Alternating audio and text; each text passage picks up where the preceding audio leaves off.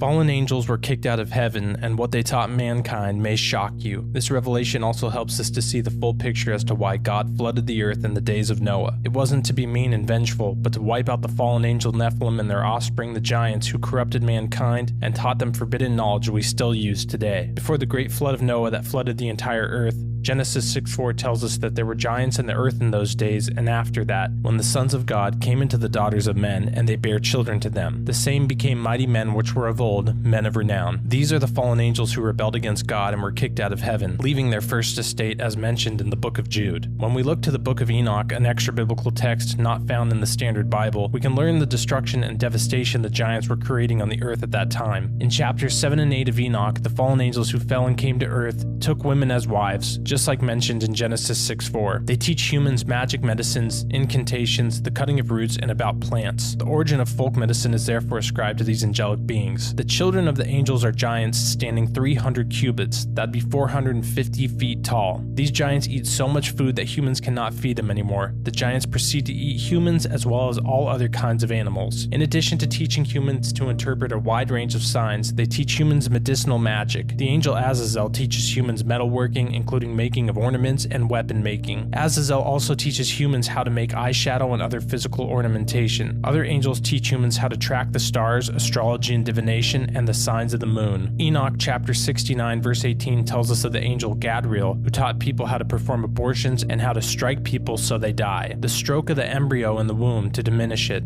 the stroke of the spirit by the bite of the serpent, and the stroke which is given in the midday, the offspring of the serpent, the name of which is Tebet. These angels are responsible for teaching humans all sorts of sinful practices. Humanity fell through Adam and Eve's sin in the Garden of Eden, but once the fallen angels came to the earth and taught humans even more evil, their sins completely overtook them. Genesis 6:4 tells us this fact. Then the Lord saw that the wickedness of man was great in the earth, and that every intent of the thoughts of his heart was only evil continually. The reason for God flooding the earth was to cleanse the earth of the fallen angels, their offspring the giants, and the evil forbidden knowledge that they taught mankind that had overtaken the earth. We understand this further because God says why he chose Noah and his family to survive the flood. He says because Noah was pure in his generations, meaning he had no one in his bloodline who corrupted themselves with mating with fallen angels. Genesis 6:9. This is the genealogy of Noah. Noah was a just man, perfect in his generations. Noah walked with God. Some Bible teachers may say this verse says Noah was sinless, and that's why God chose him, but as soon as Noah and his family made it to dry ground, Noah sinned with drunkenness and lewdness. And of course, as we know, all have sinned and fallen short of the glory of God. That's why Jesus came, to be the sacrifice to wipe our sins away, because all human beings have sinned and fallen short. Again, God mentioning in Genesis 6:9 the genealogy of Noah and perfect in his generations has nothing to do with sin and everything to do with his bloodline.